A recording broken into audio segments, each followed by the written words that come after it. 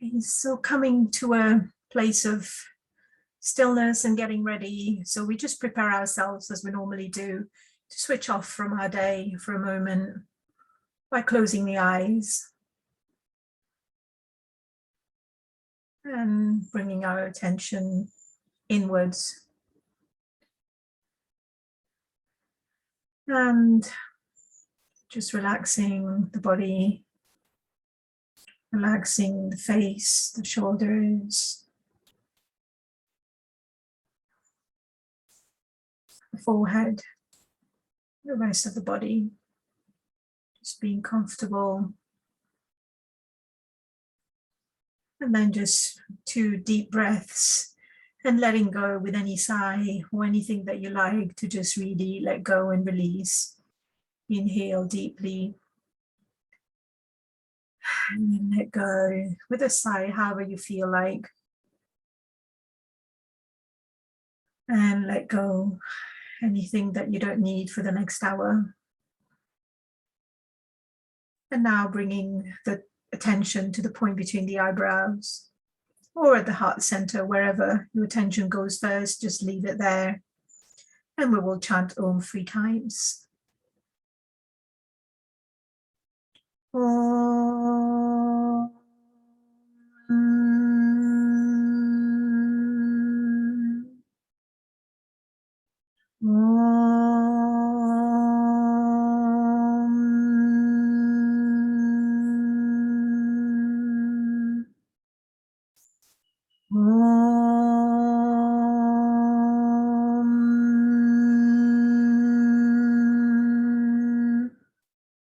Om Sahana Bhavatu Sahano Bhunaktu Saviryam Kadavavahe Tejasvinavadhitamastu Ma Vidvishavahe. Om Shanti Shanti Shanti. Om Sadashiva Samarambham Shankaracharya Madhyamam Acharya Paryantam Vande Guru Paramparam. Om Shanti Shanti Shanti. Om Shri Gurubhyo Namaha. Harihi Om. So, opening your eyes and welcome everyone for today's talk, where we're going to be talking about using Vedanta to cultivate emotional intelligence. So it's a lengthy title with a few words in it, but I will explain as we go on.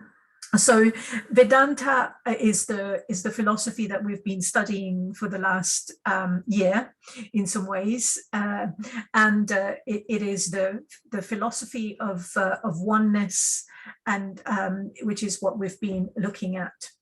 And so emotional intelligence, so how we can use Vedanta in our daily life, is what we're going to be looking at. Then the other bit that we are the other bit that we'll be looking is, well, why are we doing this? Is we want to recognize Vedanta as a practical tool and as a lifestyle. So we're not doing this as a philosophy, as an academic pursuit. So we're not doing it because it's fascinating or whatever, but we're using this as a tool to help us go through life, basically. So it's a practical philosophy. So it's not something to brag about. It's not something to debate about or to show off about or anything like that. But it's just something for our own development, for our own day-to-day life, really. So it's starting to look at Vedanta in that aspect a little bit. And then it helps us to develop a new way of looking at difficult situations in life based on the correct understanding.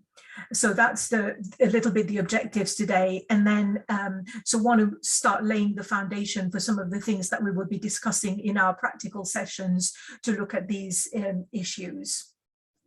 So Right, so now going on to looking at spirituality again. So we've talked about this before, but spirituality is a lifestyle to be practiced and lived here and now. So it is not an aim that is far in the future. There might be that as well, but it's not why we do it on a daily basis. It's not why we have a practice. It's not why we wanted to learn it. It might be something else, but it is pretty much something that we want to practice and live every day to benefit us on a day-to-day basis. So in such a way that eventually it is difficult to separate life and spirituality. So they're not kind of separate things in some ways, you know, like to say, oh, when are you spiritual and when are you not spiritual? So spirituality is kind of like, you know, in embedded in everything you do. So it's not like, you know, some people kind of say, oh, I do yoga, so, you know, I practice once a week and then that's on the yoga mat. So this is not at all what we're talking about. So we're talking about a proper lifestyle and living a spiritual life. And again, as we've seen before, we don't have to be in the Himalayas to do it. We can do it in the middle of the city. We can do it in the middle of the chaotic lives that we might be leading, the hectic lives with you know, numerous responsibilities, and everything that we do can be spiritual, and that can be us. And we don't have to wait till we're retired to do it when we have time, and that would be a real shame if we thought that way. So it is something that we need to do right now. And so what happens when spirituality begins to work for us, and how do we know that leading a spiritual life is something that actually is helpful? So it is, I mean, some of the signs, this is just a bit of it, obviously, and some of the signs for us would be that we feel more content with our lives. It doesn't mean that we'll never feel sad. It doesn't mean that we'll, you know, things won't happen. And the external world, nothing will change in the external world, but our perception is what is going to change of the world in such a way that it can make us feel content, make us feel happier on a day-to-day basis. Things that used to be a struggle is not a struggle.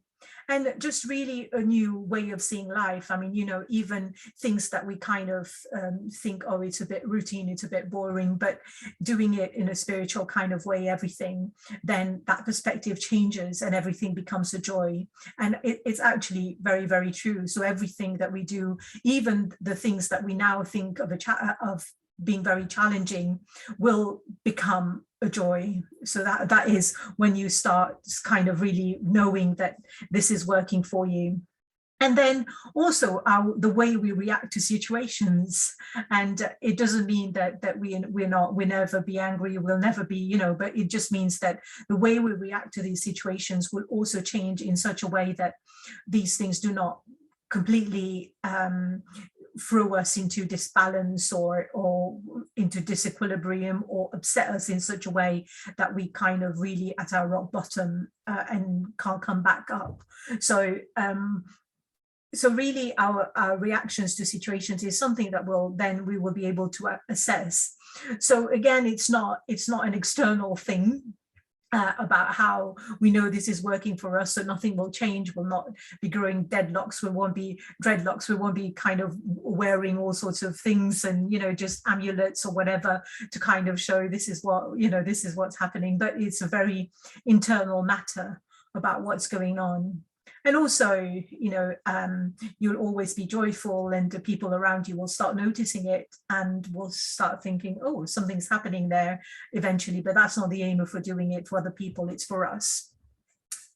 And so again, how do we make this work for us? And these are the three things that we've looked at before. Again, is the first one is to listen to spiritual wisdom. So to listen to talks that speak to you, that kind of resonate with you, and people that you can understand, and really a lot. And there is something about the spiritual wisdom is that it's just so different to what we've been taught these days up to now in our life, that we just by listening to it once is not going to help. So we need to listen to it again and again and again, and preferably from the same big source, because otherwise there might be confusion. And I think I've talked about that before as well. And then once we've done enough listening, or while we're doing our listening bit, then we need to start understanding these things. So it's not something that we just leave for a Sunday evening, but it's something that we think about a lot, not just a little bit. So we start questioning things and like, oh, does this make sense? Does this make sense to me? But what about this? So inevitably doubts will come. And this is where you need somebody to kind of ask these questions from, and and also clarify these doubts.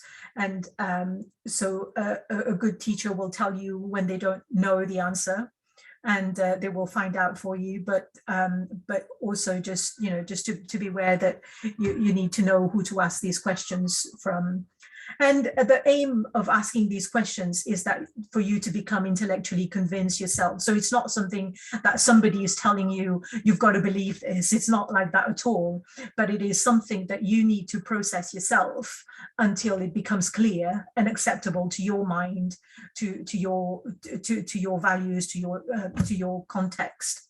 And then the final stage of it is where you kind of really start feeling some of these things, and start really meditating seriously on these things, where actually it's not just then an understanding, but it is something that you feel. It's something that needs to be experienced by one and all, and not just something that is being said to you.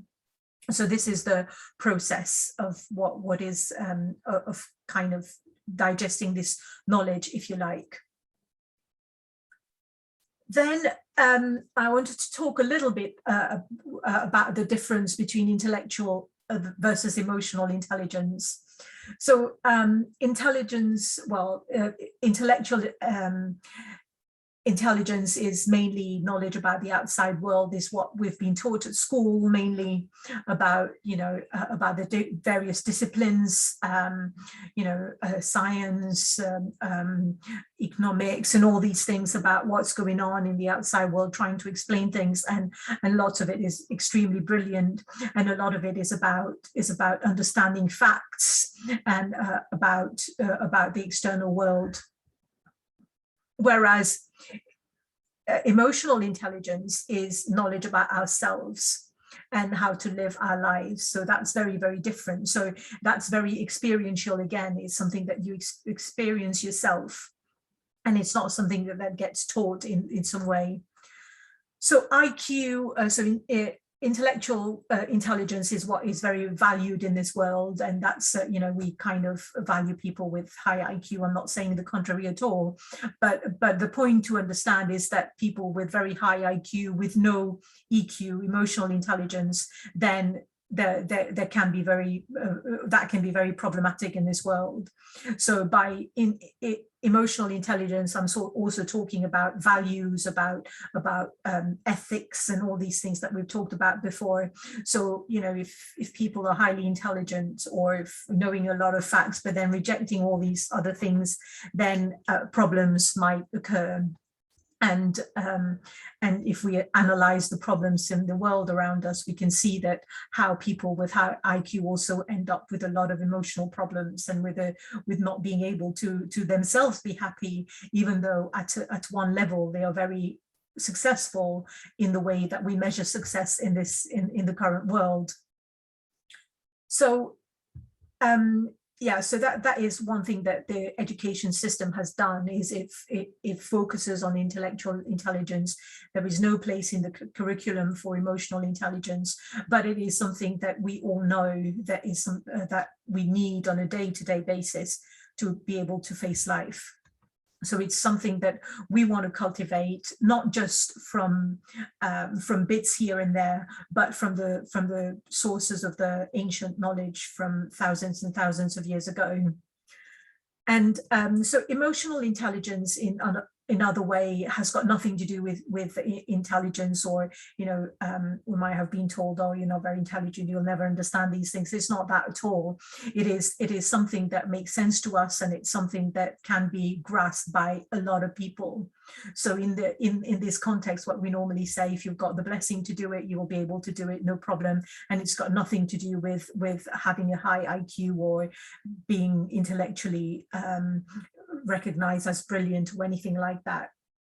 so emotional strength is what we want to focus on today, and how Vedanta helps us to build this emotional strength. And so I also wanted to say a couple of things about the limitations of modern psychology and positive thinking. So one thing to understand about modern psychology is that it is modern. So it's only been here for about maybe 200 years maximum.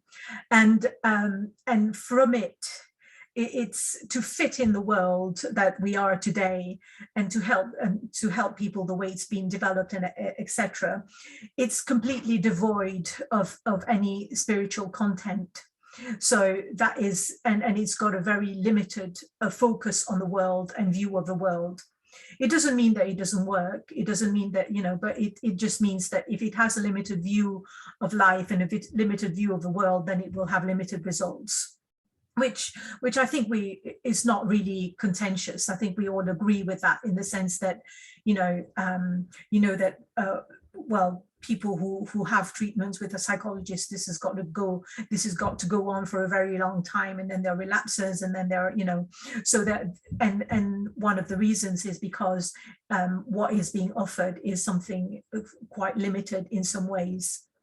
And and nowadays we can also notice the things about mindfulness, which is coming back, and which is, so this is what mindfulness is. Mindfulness has got its root in spirituality, and now things from spirituality is coming back a little bit in some ways into these things. And then, when people kind of talk about, oh, we need to live in the now, we need to live in the present, and all these things. So these are little bits from spirituality that actually are coming back into all these techniques that we are now thinking are really important for us.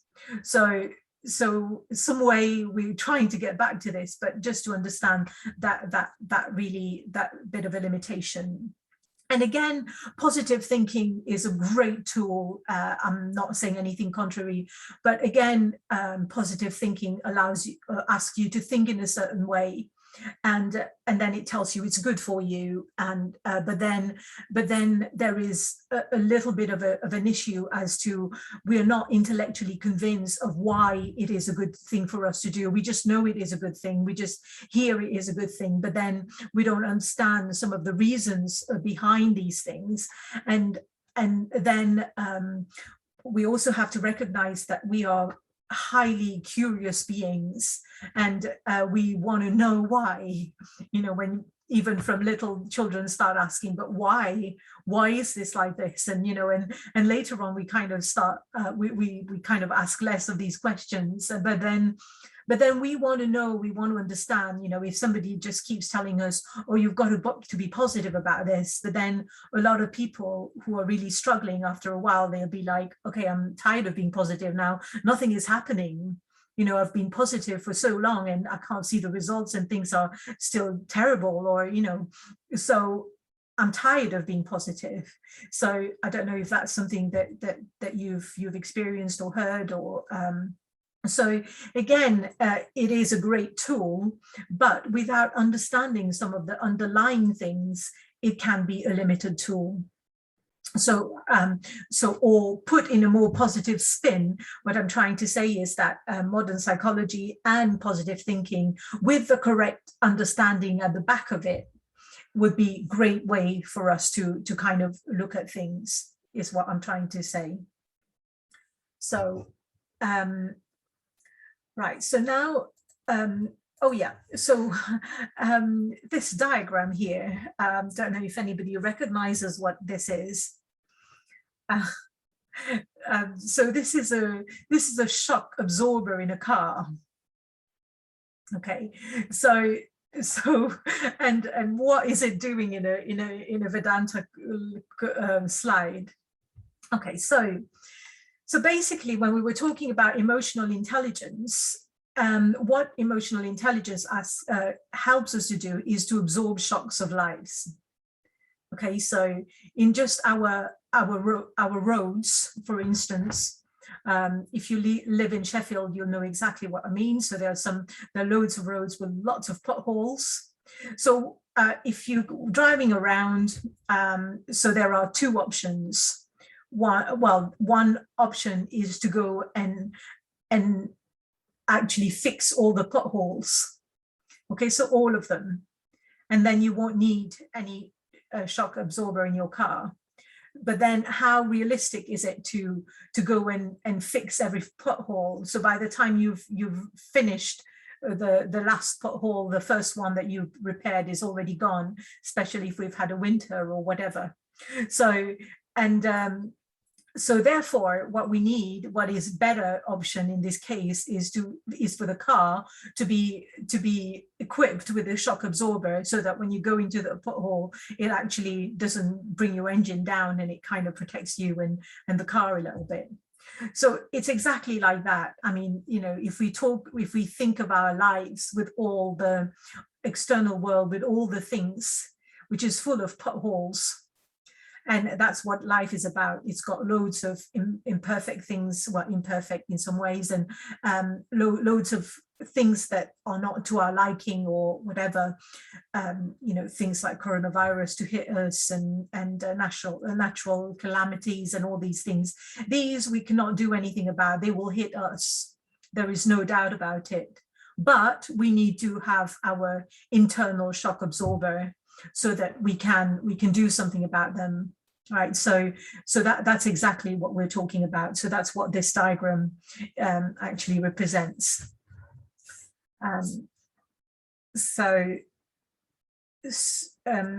Okay, so now moving on to a little bit of causes of sorrow. So I've just used the word sorrow here as a little bit of a loose word. It could mean anything that is not happy, or that causes pain, or causes grief, or whatever you call it. And what the knowledge says is that self-knowledge removes sorrow. So knowing about ourselves, about our true nature, about then that kind of removes a lot of the problems in lives. And it doesn't mean things don't happen, but it just removes a lot of the problems. And we have seen a little bit so far around one of the big causes of sorrow is that we are ignorant about who we are. And we that ignorant, for those who understand the Sanskrit word, it's avidya. So we're ignorant about our true nature. So we don't really know who we are.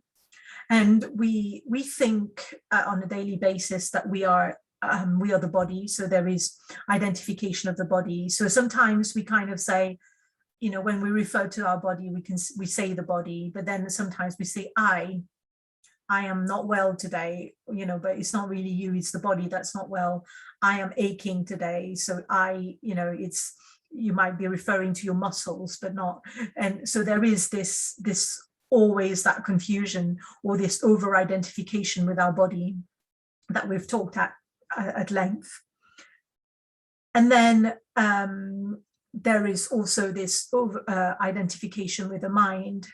So the mind is linked with all the emotions that we feel, etc. So then what happens is that when we feel one of those emotions, then we kind of feel that we are that emotion. So sometimes when we're really angry, it's very overpowering. So we kind of feel, you know, that's all there is, and that anger is me.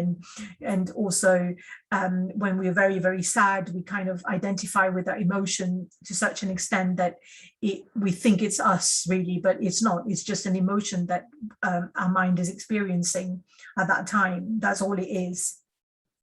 And also sometimes we kind of identify ourselves with the roles that we play.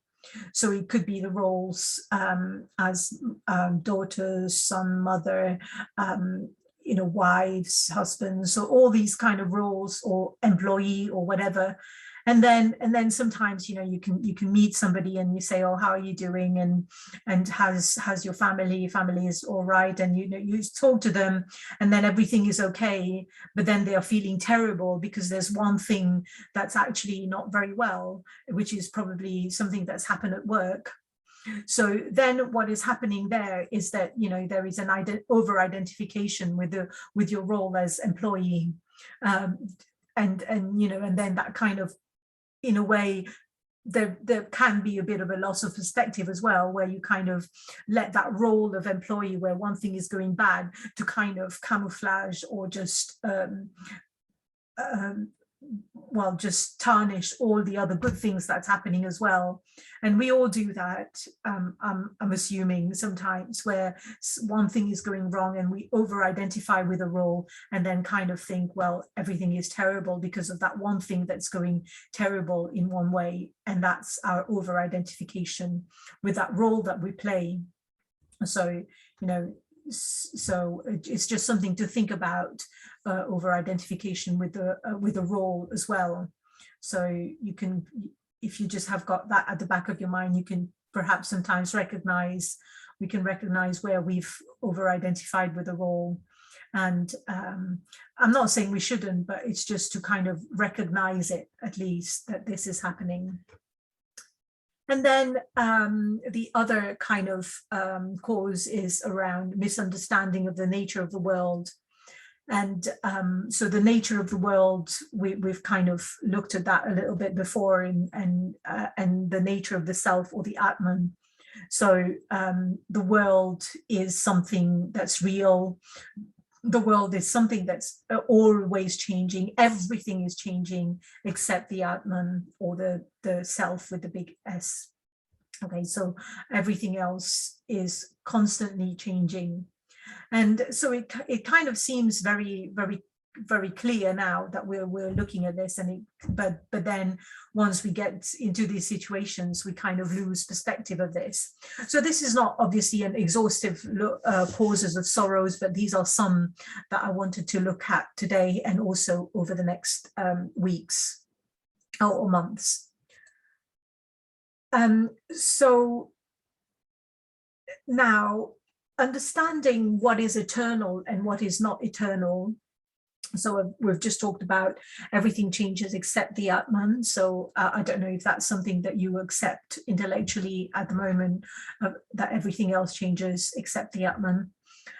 And so one thing that we tend to do as human beings is kind of resist change. I mean, we all kind of, you know, that's inbuilt within us, where change, we don't like change, or we kind of, there is a natural kind of resistance to change in some ways.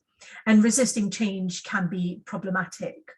I'm not saying that all change is good and we should embrace it. There's some changes we have to kind of put up a fight, perhaps, but in general.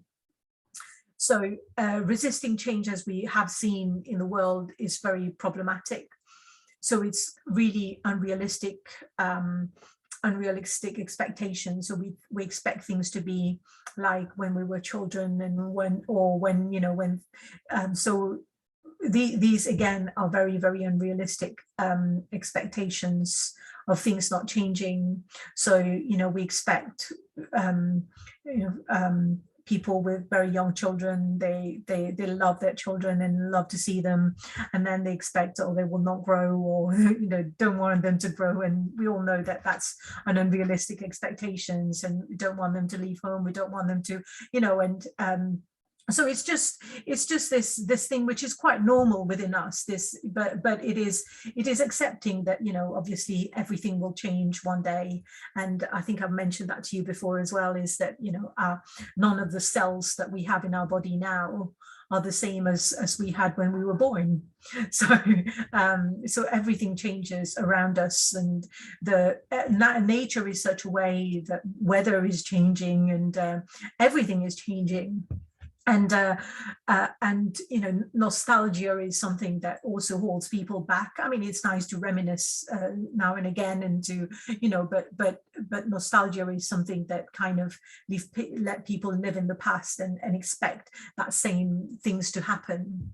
And I kind of tend to bring this up a lot, but, you know, it's these things, this is what kind of get people to start talking about, oh, let's make Britain, well, let's make Britain great again, or, you know, things like that. And based on some views of what it was before and what it needs to be now, and all these things that we know.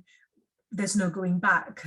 There's no, even now we kind of say, oh, we want to go back to normal post coronavirus, but there is no such thing as normal. Everything is always changing, and there will not be a normal in the same way as things were before the virus. So things will change, and we've got to kind of have our expectation.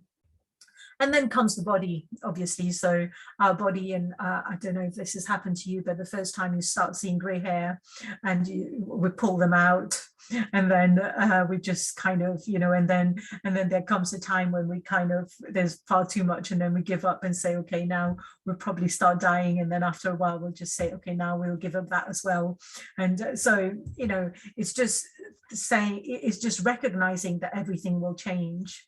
And now, I mean, I might be saying this and it might be looking very, very evident, but then in people's lives, day-to-day lives, you can see that people don't accept that the body will age, the body will decay, and all that kind of stuff. And I don't know, well, looking at some examples of people, old age people, thinking, oh, now I can't do this, and I used to be able to do this, and which gives them grief, but then it is something that's to be expected. It's something, we can't be expected to do the same thing as we used to do when we were 10, and things change, and it is, and the sooner we accept these things, then it is going to be a lot better for us and those around us as well. And just being able to embrace life at the various stages, accepting graceful acceptance of those changes that have to happen, rather than saying, oh, well, I used to be able to do that, but I can't do that now, and that kind of thing. So really, this understanding that everything has to come to an end, whether they are good things and bad things, is something that is very important as well. And it is looking at, it is saying all emotions will come to an end.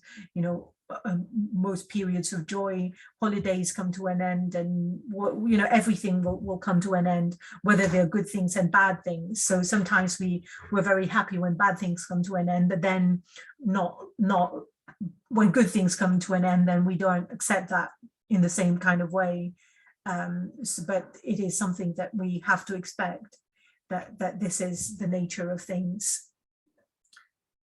So then what I wanted to talk a little bit more today is about grief and the sense of loss, and about death. And so again, basing on this idea of what is eternal and what is not. So I'm going to be talking of things from a few different perspectives. So I'll talk about the first one first, which is about the Bhagavad Gita. So it's one of the scriptures in this philosophy. So I won't go into the details of it, but I think we have spoken briefly about it before. So it is this epic where there's Arjuna, whose cousins were kind of being unfair to Arjuna and his family, and there was some family rivalry there. And then he was in a battlefield trying to against his cousins to reclaim their kingdom, just as an oversimplification of where things were. And then so Arjuna, who is this warrior, had as his charioteer Lord Krishna. So and this is when in this battlefield, Lord Krishna kind of revealed a lot of the knowledge that we have been discussing in some ways, and some very important sort of knowledge that comes part of the scriptures.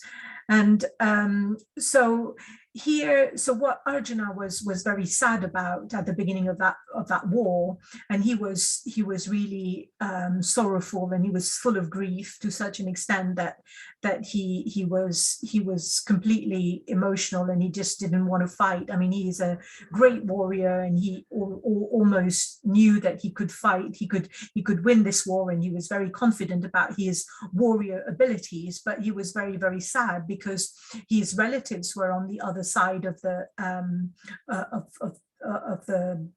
battle, field. So then he didn't want to fight at that point, but then Krishna was kind of saying, was trying to explain to him the reasons behind his sorrow, if you like, and behind the grief that he was feeling and at the time. So I mean, obviously we're not going to be looking at these verses in a lot of detail today, but I just wanted to give you a little bit of a flavor of what they're saying. So you can just read the English bit if you like. So so this is verse 11, where Arjuna says, you more, so sorry, Arjuna was very, very sad at that time, and then Lord Krishna says, you mourn for those who need not be mourned, and yet you speak words of wisdom. So for the dead and for the living, the wise mourn not. So basically what this means is that we shouldn't be grieving for those for the living, because he was already very sad because he knew that people he loved were going to get killed. But also they weren't even dead at that time, but he was already sad. So then that's why Krishna was saying, well, actually you can't grieve for the dead and for the living. And then he started explaining why you can't mourn. And this is not to be well, just bear with me and we'll go through this. So he says in the next verses, so he says, never did I exist, nor you, nor the kings of man, nor we will cease to exist, all of us from this time onwards. So basically what it means is that what we truly are is this Atman, the self that is always there. And that's what we truly are. So the I is the Atman, and the Atman has always been there in the past and would always be there in the future and is here now. So basically nothing will cease to exist, because this consciousness or this self that we all, and this Atman that we are, cannot be destroyed and has always been there. So you can't kind of get rid of something that is always there. It's almost saying, well, we can't get rid of space because space is everywhere. And so that is a little bit what this verse is saying. So then the next verse 13 says, so just as a person's body undergoes childhood, youth, and old age, so too another body is acquired. About this, the wise are not confused. So this is what we briefly talked about. So a person's body undergoes change, and there is no doubt about it. We see it every day. And so we go through these different life stages. And then when the body is dropped, so this is how we refer to dying. So we kind of say, well, it's not dying as in complete end of something, but it is the body is dropped, but the self remains, the consciousness remains. And another, well, we looked at this in a bit more detail, and we're going to talk again and again about this. So there is the causal, there is the subtle body that remains with a causal body, and then that gets a new physical body, and then life goes on basically until that cycle is broken. So then somebody who is wise does not think that doesn't see death as this one thing and that's it. There's nothing beyond this. And what he's saying is that it's just a matter of changing body. So you've got an old body that's no longer functional, that's not, and you've done whatever you needed to do, then a new body is obtained to carry on this path of moving on with our lives until we reach a point of no need to come back, basically. So these it says, oh Arjuna, sense perceptions. So sense perceptions here is what we can feel with all our senses, touch, smell, etc. All these sense perceptions that cause cold and heat, pleasure or pain, come and go, being impermanent. you should endure them. So this is part of life. So these are things that come and go, and we should face them. And I think we all understand that. And then the next verse says that one whom these does not disturb, O Arjuna, such a person, a wise one, unchanged by pleasure and pain, is prepared for immortality. So this is somebody who kind of accepts the pleasure and pain and able to react to these situations with the same calm, is someone who is prepared for immortality, is someone who has reached that kind of stage of understanding of these things in a way that pain come and go, pleasure come and go, and it's fine, it's all part of life. Then the next verse says, for the non-existent there is no birth, for the non-existent there is no death. And the certainty of these both is seen by those who perceive truth. So again, there is no, it's not a new birth, it's a new body, if you like. And this is the cycle that goes through. So this needs a little bit more explanation, but I won't go into it today in so much. The next one is talking about understanding that which is indestructible, by which this entire universe is pervaded. Destruction of the indestructible cannot be done by anyone. So basically, nobody can destroy this true self of what we are. So the body can be destroyed. So in the war, things can happen. The head can go. Any worse things can happen in a war. But actually, the self is immortal, and nothing can happen there. Okay, so then again, similar kind of thing, saying that these mortal bodies are said to belong to the immortal embodied being. So we think about the Atma. The Atma is kind of experienced by the body. We need the body to experience it, but then the Atma is all pervading. So here we're saying, well, these mortal bodies are said to, while the body is destructible, but the immortal self is obviously immortal and not destructible. So one who thinks that this is a slayer, one who thinks it is a slain, or both of them do not understand. So basically, this is about experiencer and doer, which we will do at another time. So I won't go into this verse today in a lot of detail.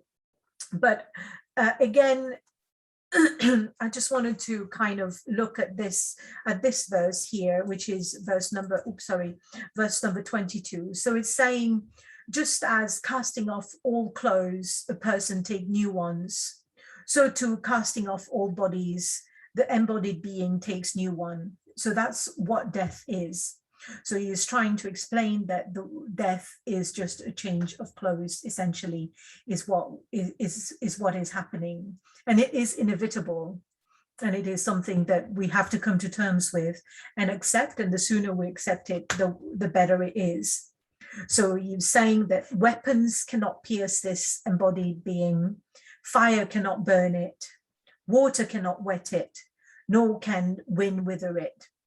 So really, in other words, you know, the other thing to bear in mind is you know, we as human beings, we're very fearful about what will happen or what might happen. And we're fearful for the body, but we're not fearful for the self, because nothing can happen to the self. The self, coronavirus can't do anything to the self. It can do something to the body, it can do something to your organs, but to the self, it can't do anything. So it is once that understanding is obtained, then even fear in our life is something that can be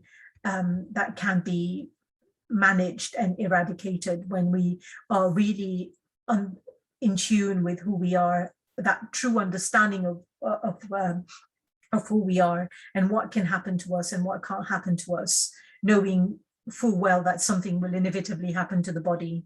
And we know that from now on, and we've always known that. Okay, so So this is just to kind of give you a little bit of a flavor. I haven't gone into, we could spend at least a few hours on each of these verses, but that is not the aim today. The aim is just to kind of get you to get a sense of this. Then the idea of creation also is when we looked at the creation, we said that there's the creator is also the sustainer, and life is there to sustain us. So the presence of Ishwara is what we use as instead of God, is always there to try and protect us as well. So therefore we know that we are also protected, and we are also and also whatever happens in creation is we all have our place in creation, and the world is kind of in such a way that it is perfect, and everything that needs to happen actually happens. So so we haven't discussed this very well, but we will discuss this in future. And also when we look at the order of the universe, so it is to understand that everything is really as it should be. So there is the sustainer that's there, and everything that happens is because there is a reason for it. Because we don't know that reason, then doesn't mean it doesn't have to be that way. And also, I think we looked at that once. It's saying actually the world is just perfect as it is, and it's how we view it that can be a bit different. So once we accept the order of the universe, and that there is a creator there that's managing, the CEO of this world, if you like, that everything is happening in an optimal way. Once we've got that understanding, then we will trust whatever happens, and we will accept whatever happens. And I think the term that I've used before from my teacher is graceful acceptance of whatever happens, is because it has to happen. And it is quite a big thing to think about, but it is also to trust in that order of the universe. And I'm not just saying believe it, but it's once you understand, it's something that you can intellectually accept, that this is how it should be, and it makes things a lot easier to accept. And also, finally, it is about the law of karma to help us understand about the sense of loss and the sense of death.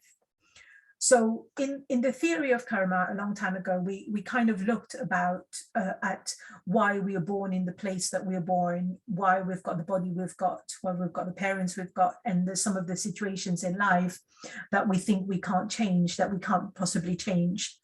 And so all these things is not chaos, is not something that just happens randomly. So there is the order of the universe. There is something that is that makes it all happens. And we are here today in this body and in this circumstance because of the results of the actions that we have acquired in the past lives, or many, many thousands of lives perhaps, that is ready for us to experience the result. So when we looked at the theory of karma, we kind of said that, any action, when you do an action, you can have a result immediately, or you can have a result in the future.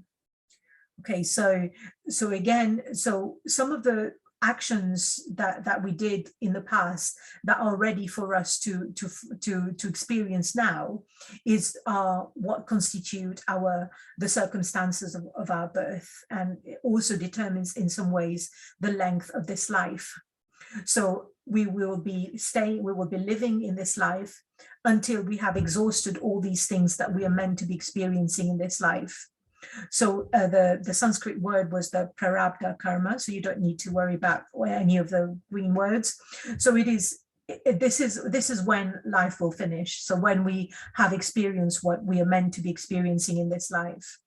So, and it does, again, the theory of karma needs to be understood very well. It's not saying that we don't have any free will. It's not saying everything is predetermined, but it's saying that I mean, everything that we do, we've got choice, and you know, you chose to be here today. Nobody, you know, so we have got some choices, and but some things is determined by what karma we need to experience in this life.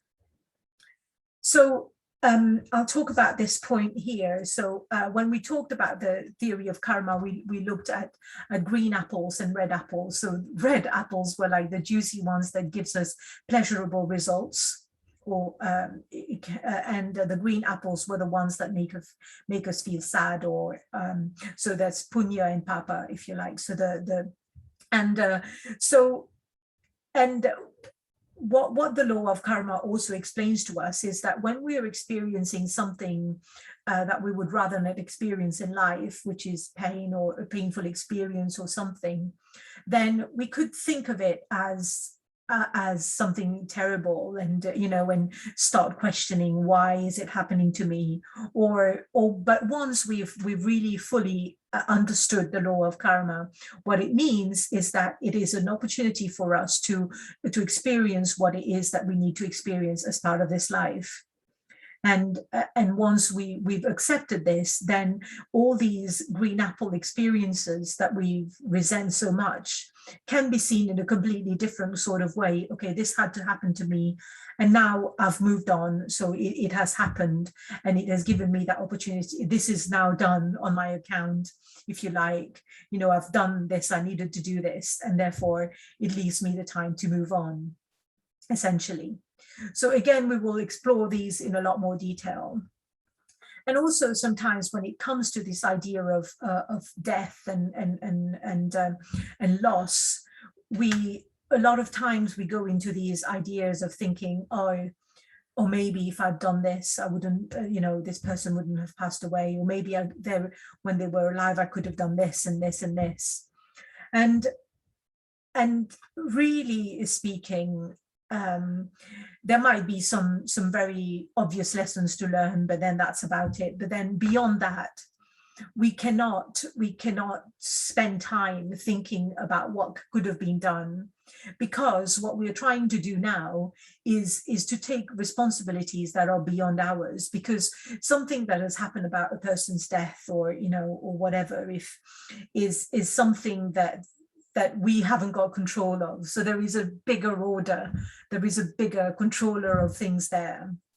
And so really, sometimes when we kind of think about these things, we need to kind of understand that you know, our responsibilities end somewhere, and there is a bigger force there that is responsible for what is happening, and it is well beyond me, basically. So we haven't really got the ability to determine these things in some ways, and we can discuss about why I'm saying all this later on. So essentially what I wanted to say at this point is I'm not saying that you know, we shouldn't mourn and couldn't be sad. We have to, well, we are sad, we are human beings, and that's one of the great things, is we are able to feel. Okay, that's what makes us human, is to be able to feel things, and to feel sadness, to mourn, and we should have time to do this. But what I'm saying is actually not denying all these things that happens. I mean, it's very true that, you know, when these things happen to us, we are all very, very sad, and we have to take the time to grieve. We have to take the time to mourn, but we need to also understand all the things that we've talked about earlier on, because these things will help us to move on a little bit quicker, and also will kind of make us feel a little, you know, will give us the power to continue with things, will help us see things in a slightly different kind of way. So obviously then comes all the tools that are very useful to help us to mourn and to grieve. And a lot of times when we are grieving, it is not necessarily, it's our own regrets, it's our own things that we have felt that we wanted to talk about, or we wanted to have done. So a lot of these things we have to deal with for ourselves, and they are very legitimate emotions that we can't just bury, but we have to work through to be able to get over things. So all I'm saying is that, you know, all the work that we need to do to go through grief, all the anything that help that we can get is extremely helpful. And if this help is backed with the correct knowledge that we've talked about some of these things here, once you're intellectually convinced, then that process becomes a tad bit easier. I mean, I'm not saying, you know, I'm not trying to belittle what people feel, but I'm just saying it just gives a slightly different understanding. And then people kind of can come out of these situations a bit more easily, and do not lose the will to live, do not question faith, do not kind of ask these questions about why is this happening to me? What have I done to deserve this? And maybe I should have done this, maybe I should have done that. You know, all these things then kind of can get addressed by this knowledge. So that's in a nutshell what I wanted to talk about today. So our next interactive session, which will be next week, will be actually talking about tools, how to deal with this grief, and how we can address those. So that's what we're going to be looking at next week with Joe. And and then the next class is on the 31st of October. So we will finish with a prayer here. And there are some additional resources that I will give to you. And I just wanted to make some acknowledgements as well for some of the materials I've used from other people. So I'll talk about these in a lot more detail later. So we'll finish with a prayer. Oh.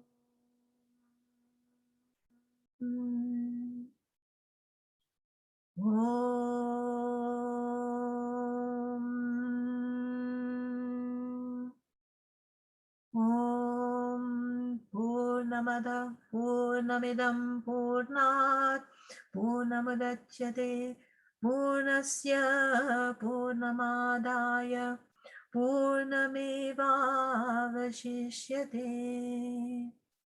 Om Shanti Shanti Shanti. Harihi Om Shri Guru. Namaha. Harihi Om.